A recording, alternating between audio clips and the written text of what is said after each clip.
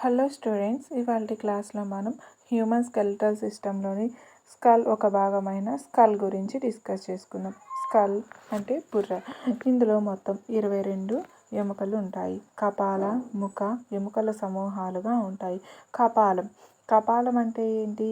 ఇది మెదడును రక్షించే పెట్టెలాంటి నిర్మాణమే కపాలం. ఇది మొత్తం 8 బల్లపరుపు చదునైన ఎముకల చేత నిర్మితమై ఉంటుంది.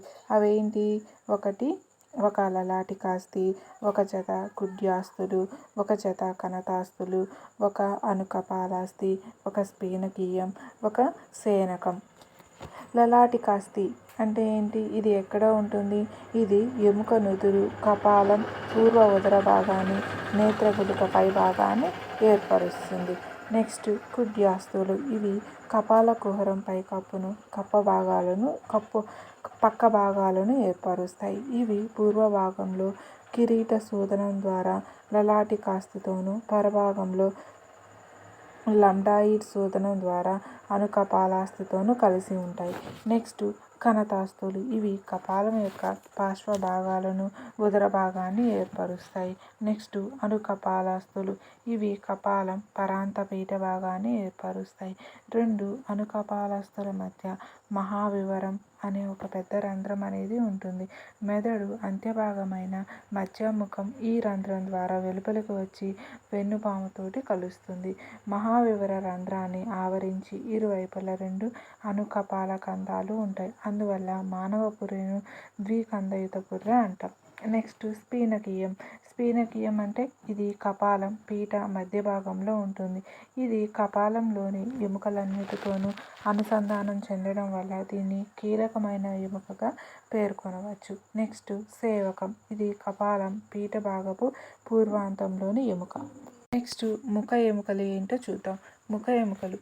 ఈ పుర్రె ముఖ ప్రాంతంలో 14 ఎముకలు ఉంటాయి. ఇవి 2 నాసికాస్తులు, 2 జంబికలు, 2 జైగోమాటిక్ ఎముకలు, 1 హనువు, 2 అశ్రు అస్తులు, 2 తాల్వాస్తులు, 2 నిమ్న నాసికా శంకువులు, 1 సిరిక అనే ఎముకలు ఉంటాయి. నాసికాస్తులు. ఇవి ముక్కుపై వారధిని ఏర్పరిచే ఒక జత ఎముకలు. నెక్స్ట్ జంబికలు. ఇవి పై దవడను ఏర్పరిచే జంట ఎముకలు. వీటి గర్తాలలో జంబికా దంతాలు ఇమిడి ఉంటాయి. నెక్స్ట్ జైగోమాటిక్ ఎముకలు. ఇవి చెంపకు ఆధారాన్నిచ్చే జంట ఎముకలు. నెక్స్ట్ అశ్రు అస్తులు.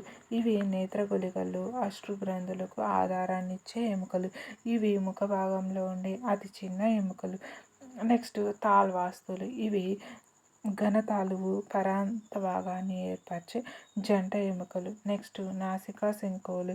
ఇవి నాసికా కక్ష పార్శ్వతలాన్ని ఆవరించి ఉండే చుట్టు వంటి ఎముకలు. వీటిలో 3 జతలు ఉంటాయి. అవి 1 జత ఊర్ధ్వ, 1 జత మధ్య, 1 జత నిమ్న శంకువులు. నెక్స్ట్ సిరిక. ఇది నాసికా కుహరం ఉదరతలంలో ఉండే త్రిభుజాకారపు ఎముక. నెక్స్ట్ హనువు. ఇది కింద దవడలో ఉండే యు ఆకారపు ఎముక. ఇది ముఖ ఎముకలన్నిటిలోనూ పొడవైన దృఢమైన ఎముకగా చెప్పవచ్చు. పుర్రె మొత్తం ఎముకల్లో కదిలే ఎముక ఇది ఒకటి మాత్రమే, కర్ణవేరి ఎముకలు మినహా.